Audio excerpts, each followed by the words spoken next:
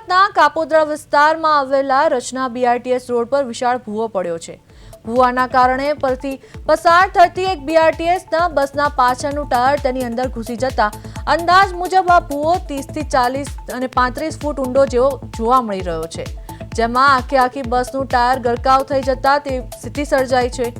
સ્થાનિક લોકોના જણાવ્યા અનુસાર થોડા સમય પહેલા જ આ જગ્યા પર તંત્ર દ્વારા ડ્રેનેજ લાઇનની કામગીરી હાથ ધરવામાં આવી હતી। ડ્રેનેજની કામગીરી નબળી થઈ હોવાના કારણે આખો રસ્તો બેસી ગયો છે અને બેદરકારી અંગે સ્થાનિક રહીશોએ સુરતના મેયરને લેખિત અને મૌખિક ફરિયાદો કરી છે।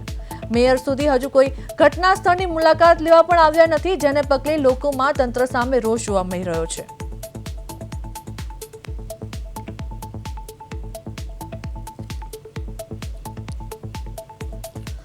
તો આ સાથે અમારા સંવાદદાતા ફોન લાઈન પર અરવિંદ રાઠોડ જોડાયા છે। જી અરવિંદ, સુરતના કાપોદ્રામાં એક વિશાળકાય ભૂવો પડ્યો છે, શું છે આ મામલે સમગ્ર વિગત? બિલકુલ, જે પ્રકારે સુરતમાં જે ભૂવા પડવાની ઘટના છે તે જે પ્રકારે વરસાદ પહેલાથી શરૂ થઈ હતી ને આજે પણ જે યથાવત છે તે જોવા મળી રહી છે, ત્યારે આજે જે પ્રકારે કાપોદ્રાના રચના બીઆરટીએસ રોડ ઉપર મસ્ત મોટો જે ભૂવો પડ્યો છે અને ભૂવાની અંદર બીઆરટીએસના જે બસના જે રીતના દ્રશ્યો જોઈ શકે છે, પાછળના ટાયર અંદર સુધી પહોંચી ગયા છે, એટલે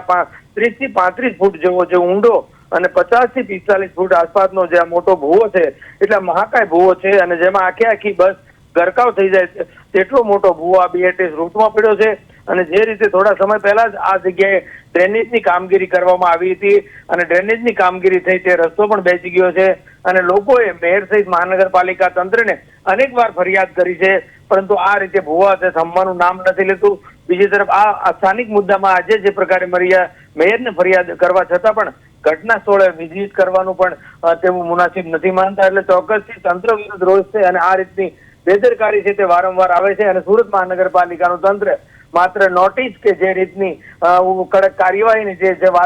જે વાતોના વડાક કરી રહી છે, એટલે ચોક્કસથી આવી બેદરકારી વિરુદ્ધ લોકોના જો અગર જીવ જાય તો જવાબદારી કોને, એટલે અનેક સવાલો છે તે ઉઠી રહ્યા છે, પરંતુ બેદરકારી લગાતાર સતત છે તે સુરતમાં આવી જોવા મળતી રહી છે। જી અરવિંદ, સ્થાનિકોના આક્ષેપ બાદ મહાનગરપાલિકા દ્વારા જવાબદારો સામે શું કાર્યવાહી કરવામાં આવશે? અલબત્ત એ જ વાત છે, કુલ મળીને સુરત મહાનગરપાલિકાનું તંત્ર હોય, મેયર હોય, કમિશનર હોય, એ નોટિસ આપવાની વાત છે, કડક કાર્યવાહી કરીશું, અમે તપાસ કરીશું, એટલે તપાસનું નામનું તકડું ચલાવી રહ્યા છે। બીજી તરફ નોટિસનો ખેલ છે તે કરવામાં આવ્યું છે, એટલે ક્યાંક ને ક્યાંક જે રીતે બેદરકારો વિરુદ્ધ પણ કોઈ કાર્યવાહી નથી કરવાથી એ ચોક્કસ છે અને તેને જ કારણે આવી ઘટનાઓ વારંવાર બને છે, એટલે ચોક્કસથી ક્યાંક ને ક્યાંક જે લોકોનો હવે જે રીતનો મગજ સાતમા આસમાને છે, પરંતુ મહાનગરપાલિકાનું તંત્ર જાણે સુધરવાનું નામ ન લેતું હોય તેવા જ દ્રશ્યો છે, એટલે નોટિસનો ખેલ માનીને સંતોષ માને છે। જી અરવિંદ, સમગ્ર માહિતી આપવા બદલ આપનો આભાર।